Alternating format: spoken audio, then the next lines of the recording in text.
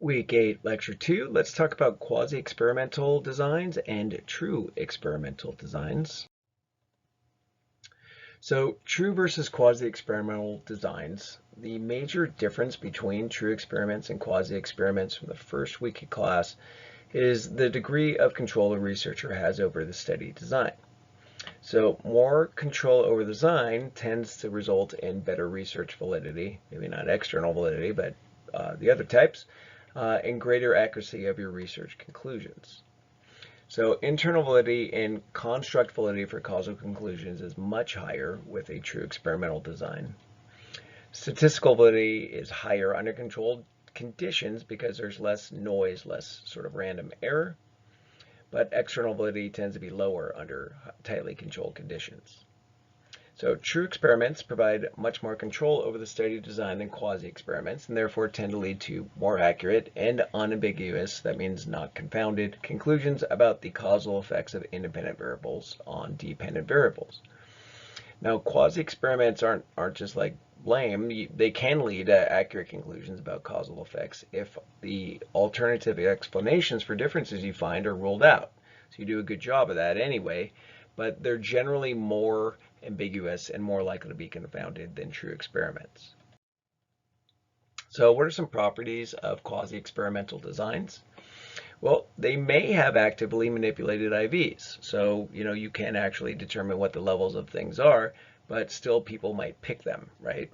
Self-select into them rather than random assignment. So most of the time you're just measuring things in quasi-experimental designs. You're not actively manipulating them. So controlling the timing and the content of the IV conditions is important for your construct validity, and that's one of the things you don't have as much control over in quasi-experimental designs. So they're useful though when you can't ethically or practically manipulate the independent variable. So they may have a controller comparison group, or they may have a pre-post dependent variable measurement as a basis for comparison. So again, they can have these things. To the extent they do, they're better quasi-experimental designs. If you don't have a control group, it's difficult to rule out various threats to internal validity when we were talking about that a couple weeks ago. So one of the true sort of things of quasi-experimental designs is they never have random assignment to independent variable levels. So that's one of the ways you can tell is this a true experiment or quasi-experiment. Remember that first week, the IBDB assignment. If you could randomly assign it, it could be a true experiment. So the groups may not be comparable. There's self-selection bias. That is like the major sort of bias in quasi-experimental designs is people pick their conditions and you just measure them usually. What group are they in? So there's generally no or poor control for extraneous variables, that is other sources of confounding.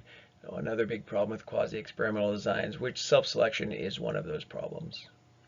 So it's difficult for you to ensure that the only difference between the groups is the IV when you're just selecting people how they are, like people who have insurance or not, that kind of thing. Well, there's plenty of other things that vary along with having insurance that may be important and may explain the findings you get. So how do you know if you've got a quasi-experiment versus a correlational study? It's pretty hard. So the designation of whether it's correlational or quasi-experimental design, it's kind of arbitrary, but there are some rules here I came up with to help you figure it out. So if a study does not have a specified IV, right, it's just looking at the relationship between two variables or regression or something, it's correlational. If a study has a specified IV that's manipulated by the researcher, it's clearly quasi-experimental.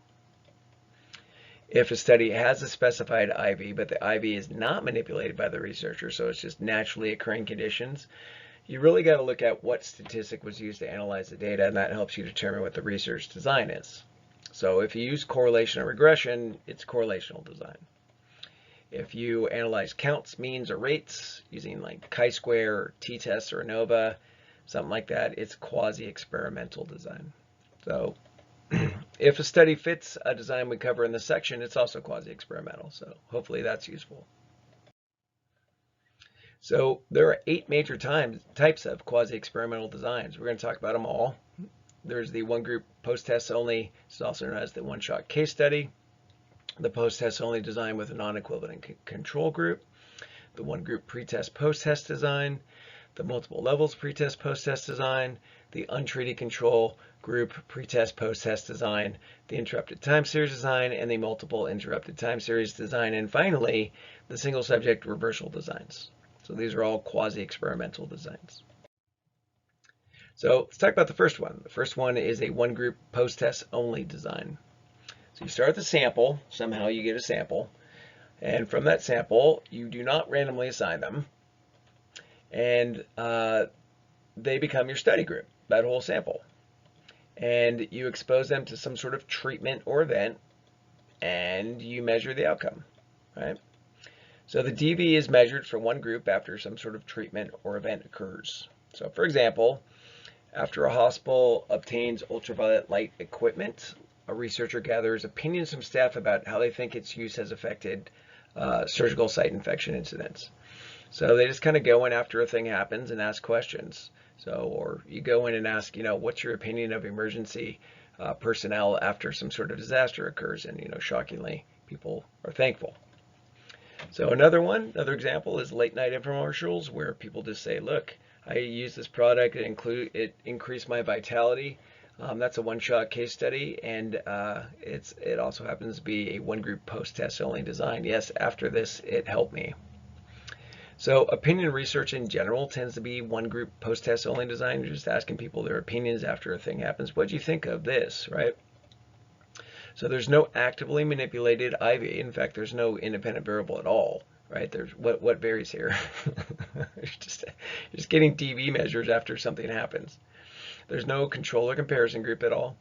There's no pre or post, right? It's just post only. You didn't have their opinion about emergency personnel before the disaster happened and compare to how they felt about it afterwards. And there's clearly no random assignment to IV levels. There's no IV. So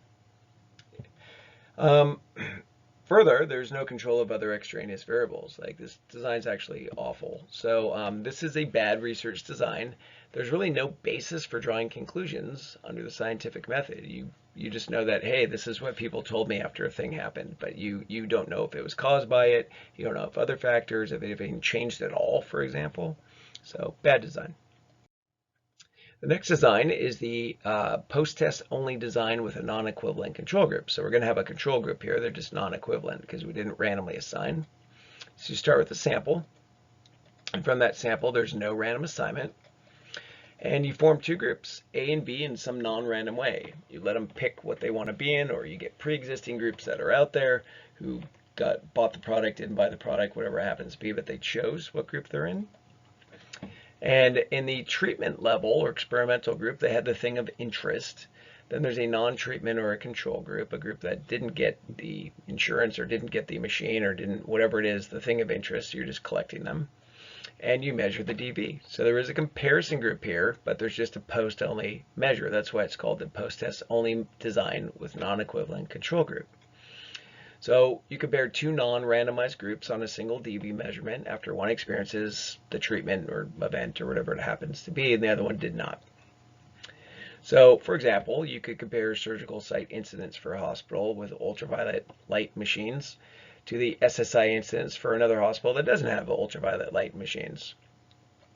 So possibly you can have an actively manipulated IV. You could work at that hospital and determine what machine they bought, for example. But the control group's kind of poor, right? So one group chose to do a thing, one group did not. What factors affected that choice? They could affect your DV measurements as well. There is no pre-post measure, so for all you know, these two hospitals had different surgical site infection rate differences beforehand. You have no idea.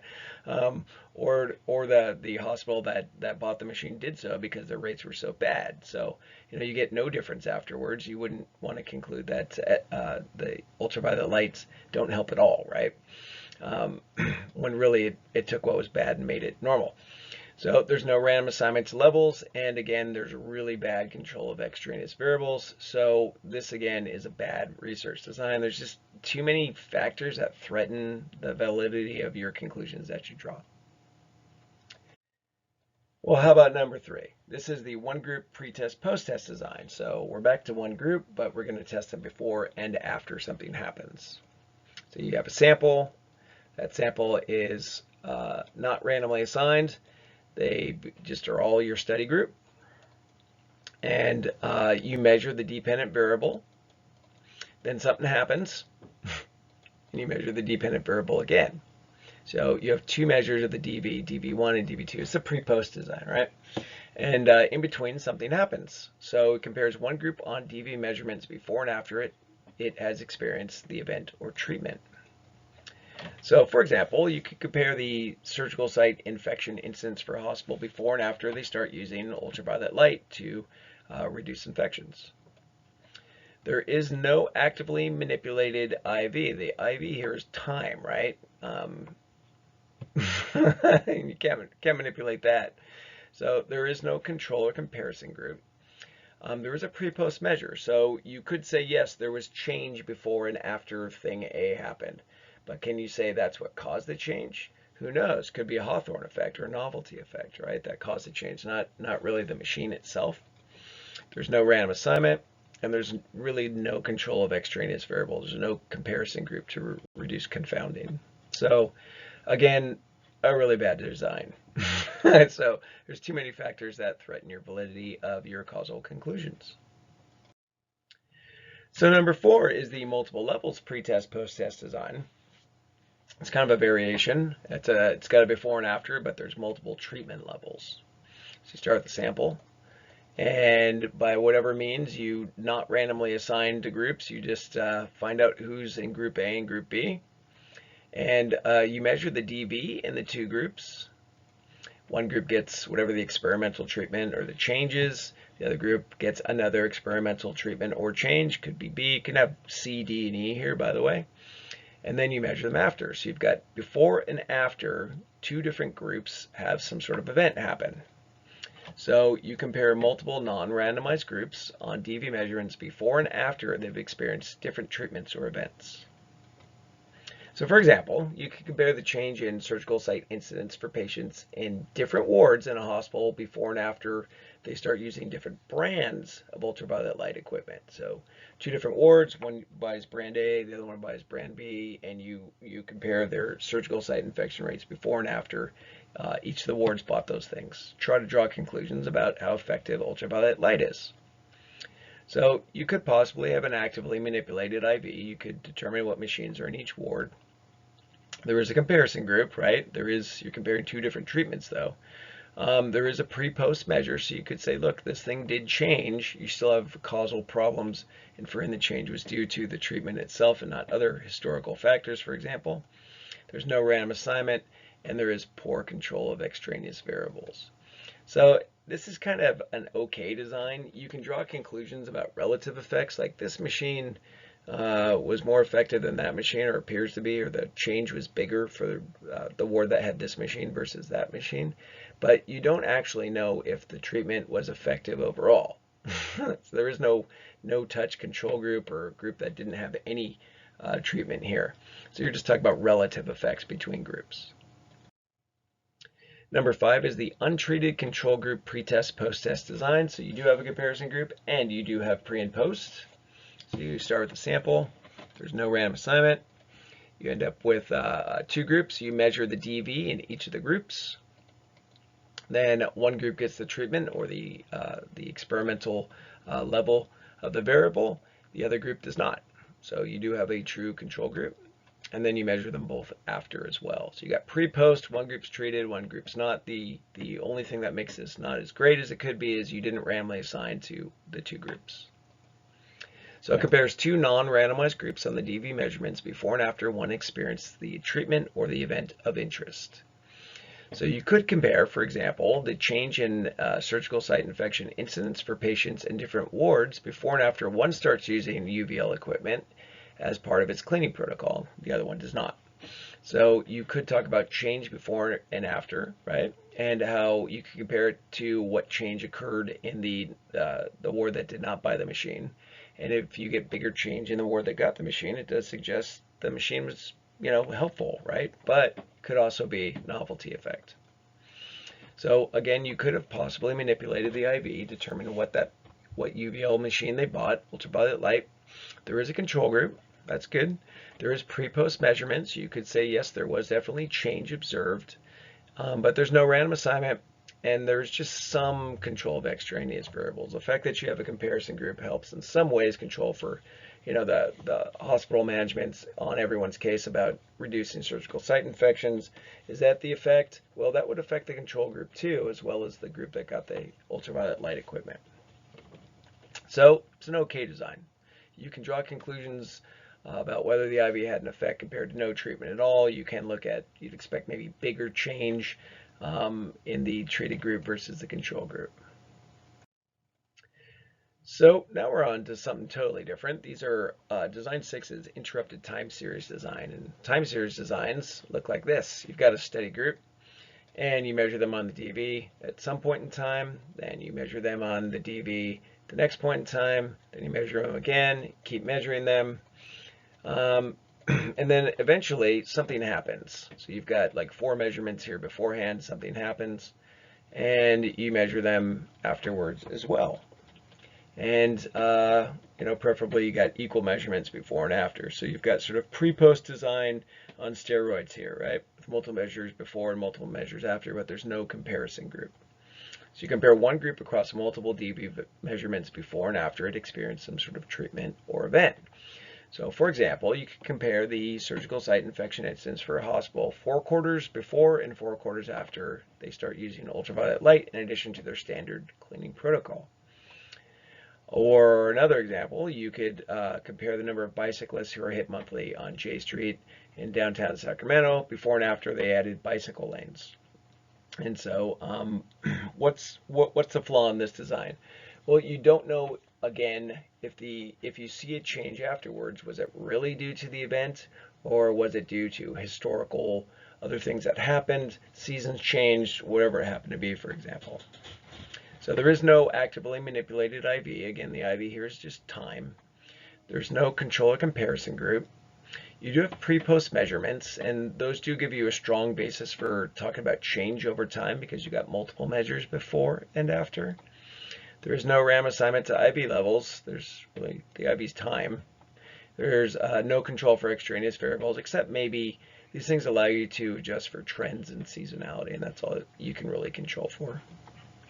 So it's considered a pretty bad research design because, even though you can talk about change, you can't really make causal inferences. The change was due to this because you have no control group, right? So next one's better. So design 7 is a multiple interrupted time series design. So you got steady group A and B. You're measuring them multiple times on the DV. Some sort of treatment or special thing happens to one of the groups and does not happen to the other group. And you measure them multiple times afterwards. So you've got multiple pre and post. One group experiences the event, one group does not. And so you compare 2 groups across multiple DV measurements before and after one group experienced the treatment or event. So for example, going back to the surgical site infection stuff, you've got 4 quarters before and 4 quarters after one hospital starts using ultraviolet light as part of their cleaning protocol and the other one does not. So to the extent that there's historical or seasonal sorts of things, you'd see that in the treatment and not, the no treatment group and the treatment group, but you'd expect to see a bigger effect in the treatment group. And that's why this design's a little bit better. So you could go back to that example of comparing bicyclists who were hit on J Street before and after they had bicycle lanes to a similar street where they did not. So you'd want that control or comparison street to be one that was similar in its pre levels of bicyclists being hit. One group you install bike lane, or one road you install bike lanes, the other one you do not, and you compare them afterwards. If you see a change, it's a little bit better causal argument that the change was due to your treatment. So there's possibly an actively manipulated independent variable. You can determine what that treatment is for the treatment group. There is a control group, and there is pre-post measures, multiple, which is a strong basis for talking about how things have changed. But there's no random assignment to IV levels, and there is some control for extraneous variables, again, trend and seasonality, but also historical things because you got a control group. So it's an okay research design. You can draw conclusions about whether the IV had an effect compared to no treatment, and you control for some history effects and other things, novelty effects. So it's considered an okay research design. So the final one is totally different from all the others. They are single subject reversal designs, and usually it's one person or one classroom where you sort of do a baseline measure, then you have a treatment and you're measuring the dV during each of these, and then you turn it off, you turn it on, you turn it off, and you can kind of go crazy with these. But they're called ABA designs. So there's the bad design where you have a study group, you have a baseline measure of the dV, then you apply some treatment and measure the dV under that treatment, and then you turn it back off and you see if the dV goes back down again or up again, whatever, returns to baseline.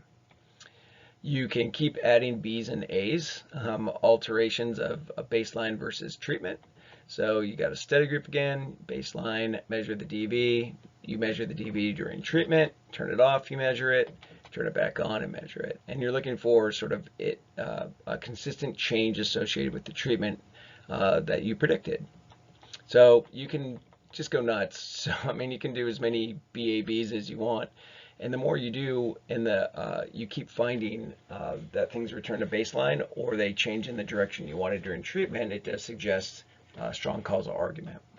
So you compare a group or person across alternating dV measurements under baseline and also treatment/event conditions. So for example, you could compare the SSI incidence for a hospital ward across 4 quarters with alternating standard cleaning only versus standard cleaning plus 30 minutes of UV ultraviolet light. And so you would expect that when it's just standard cleaning, the rates would be higher. You start using UVL, it goes down. Then when you turn it back off again and aren't using UVL, it goes back up again. Or you can compare the number of outbursts, for example, for an autistic child under alternating reinforcement and non-reinforcement conditions. And this is kind of where it comes out of, actually. So when you find alternating changes that follow a predictable pattern, it does help make a compelling causal argument for the treatment, right? So this is an okay design, right? The more BABs you do and the more consistent the results are, you can draw conclusions about whether the treatment had an effect compared to no treatment if multiple reversals are demonstrated. So that does it for quasi-experimental designs. Let's talk about true experimental designs. So what are some properties of true experimental designs? They always have actively manipulated IVs. The researcher determines what the levels are. They carefully control the timing and the content of the IV levels to improve construct validity for causal conclusions. They always have a control or comparison group, and they may have pre-post dV measurement as a basis for comparison. So sometimes they have before and after designs as well. The control group helps rule out various threats to internal validity. Having that group is useful. They always have random assignment in true experiments of participants to the IV levels. So it makes it unlikely that the groups are going to differ at the beginning of the study due to things like self-selection bias because you're determining what level they're in. That helps control for confounding by all sorts of known and unknown factors. They have excellent control for extraneous variables and other sources of confounding. So they're pretty good designs. So they help ensure that the only difference between the groups is indeed the IV level because of the random assignment. So you can also control things by holding them constant or including them in the design itself. So how do you assign participants to experimental conditions? Well, there's 3 basic ways to assign them to conditions. There's the between groups design approach where you just do random assignment. You're in that group, you're in the other group in a random way. Within subjects designs, you do matched pairs. You pair them up and you randomly assign one to one group and the other one ends up in the other group. And then there's repeated measures designs where you do repeated measures assignment where you assign them to orders of treatments, right? Because in repeated measures design, they're in all levels, so you randomize the order they get treatments. So let's talk about the between groups designs. The random assignment you do is participants are randomly assigned to various conditions so that each one participates in only one level of the IV. It's between groups design. So you assign participants to groups using random assignment. That means they have an equal and independent probability of being assigned to a particular level of the IV. So for example, if you have two conditions, you could flip a coin to determine the group to which each participant is assigned. So the reality is we use computers to do this now. They got phone apps even where it picks a random one or two. So if your sample sizes are large enough, random assignment will prevent any systematic biases between your groups and ensure equivalence for both measurable and known variables, so things you know about, social class, IQ, sex, etc. But even more importantly, random assignment takes care of unknown and unmeasurable variables, life experiences, things like that could differ. So the mathematical beauty of random assignment with large samples is that the groups will be similar on all sorts of things you never even considered, and that's why experimental designs are so highly valued. So for within groups designs, you can do matched pairs random assignment. That's like matching, like with the parking ticket writers. So the participants are first matched on some important variable before the pairs are alternately randomly assigned to groups in pairs or clusters. So again, you match them up, randomly assign one person to one group, the other one by default ends up in the other group. So for example, participants in a memory experiment may be first matched on their IQ test scores before the experiment begins. And that's going to rule out the effects of IQ, right? Because you've equalized the groups on IQ and randomly assigned two people with equivalent IQ scores, one to one group, one to the other. You do that across multiple pairs of people, you end up with equivalent IQ in your two groups. And it rules that out as a confounder. So matching ensures that the groups are equivalent on the variable you matched on prior to their exposure to the independent variable.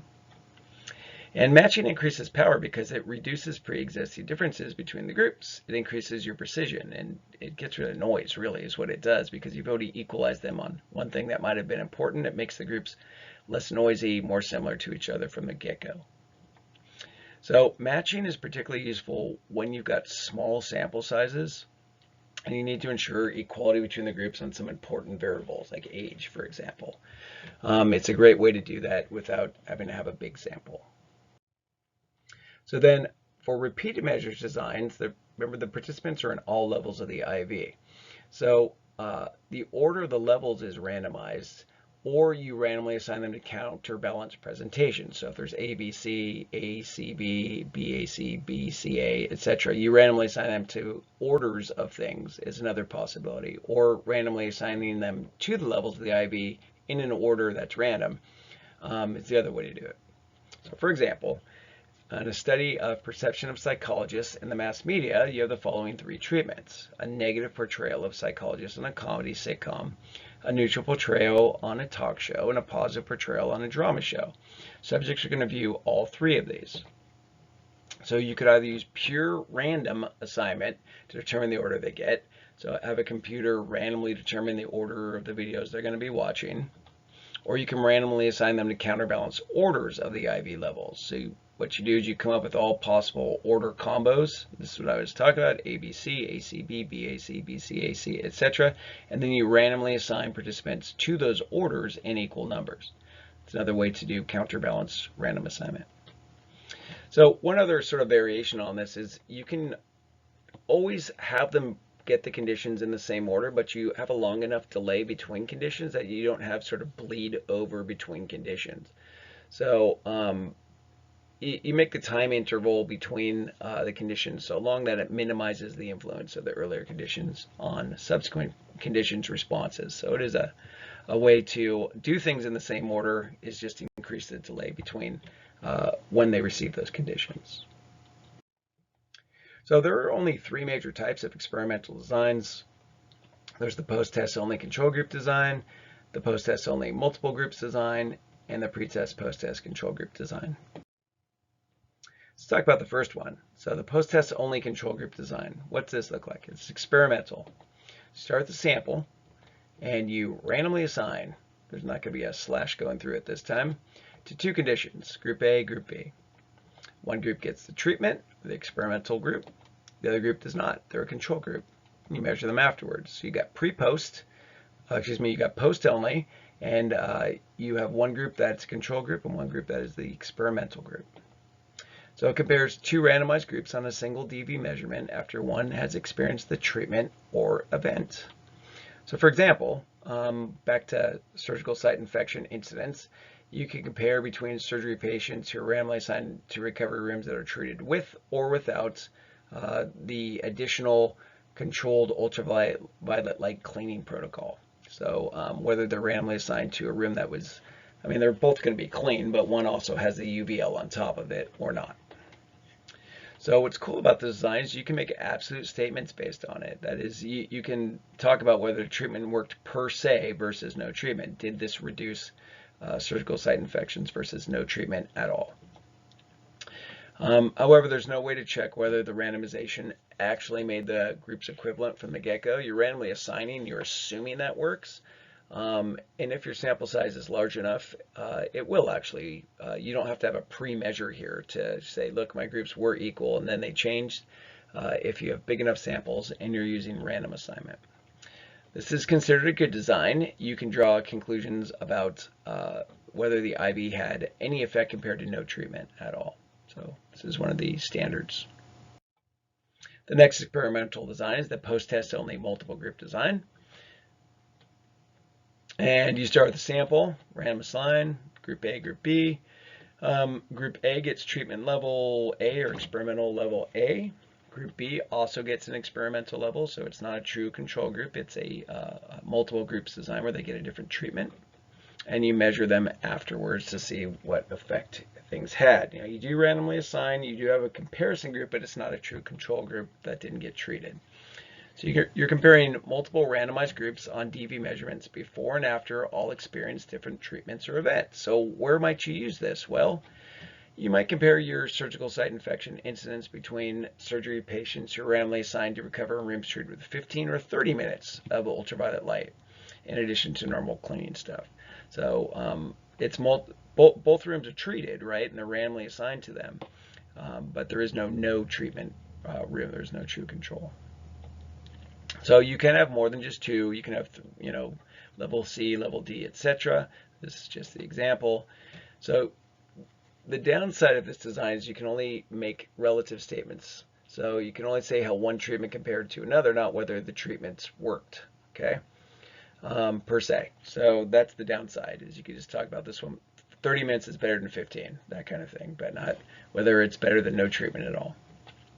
So again, because there's no pre-measure, there's no way to test whether the randomization actually made the groups equivalent at the start of the study.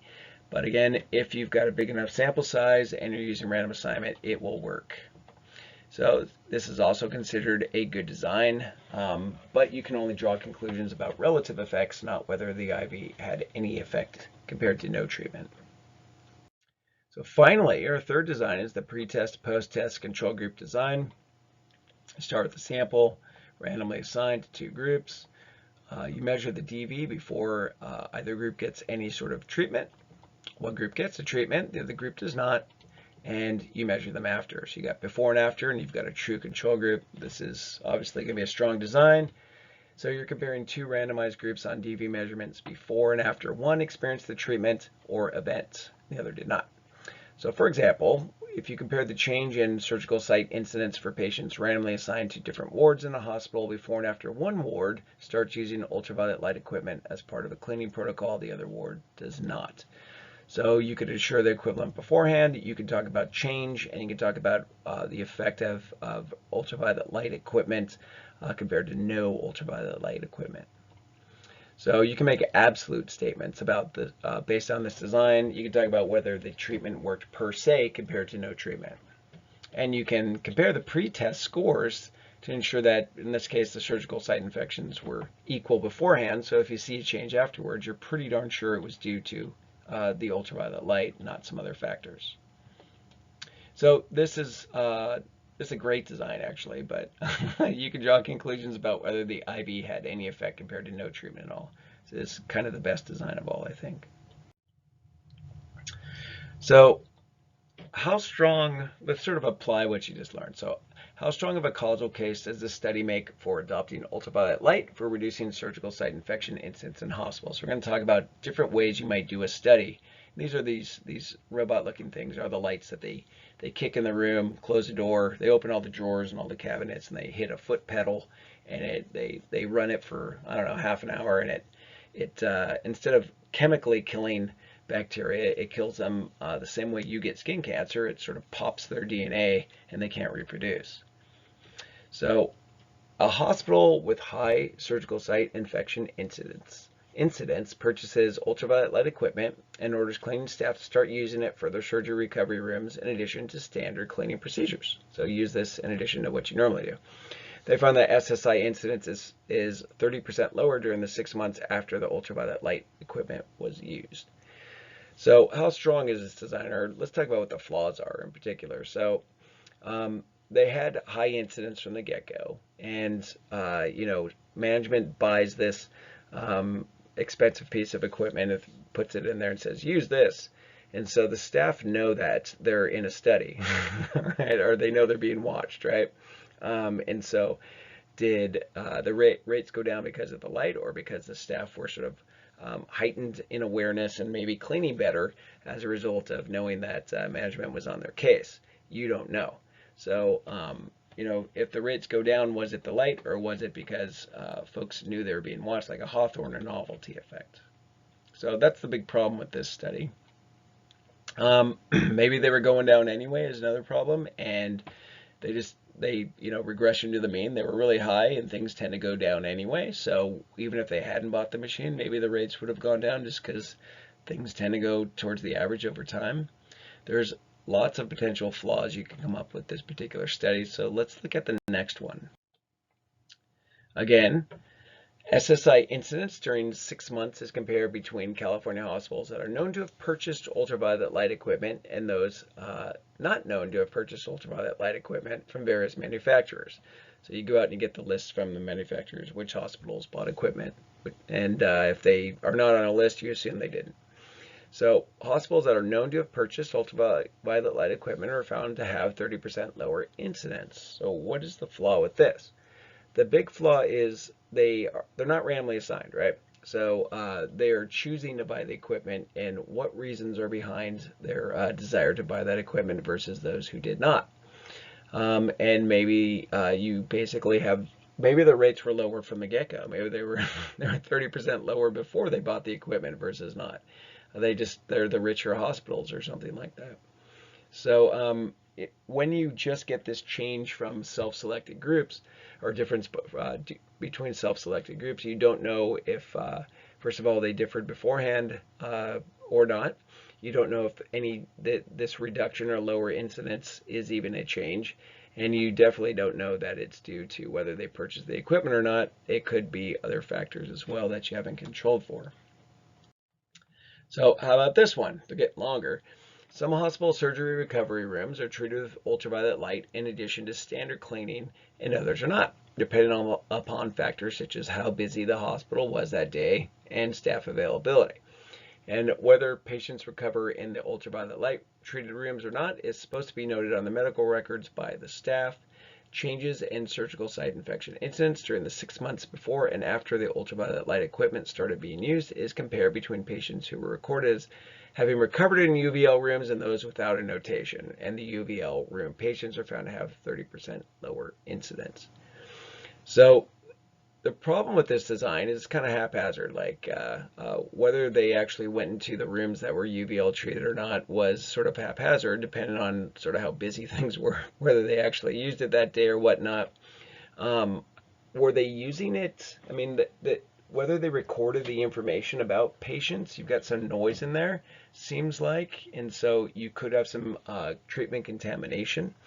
And there does not appear to be standardization and procedures for how they were cleaning the rooms.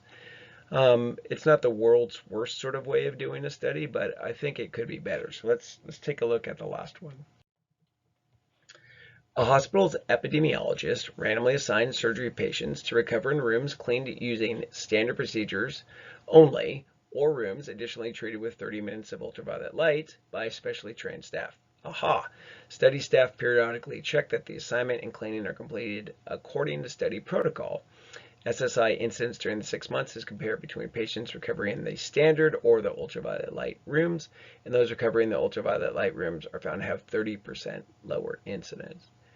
So what makes this design particularly good is there's sort of control, right? They're trying to do a good job of making sure folks were trained that they were following a standard protocol in the treatment.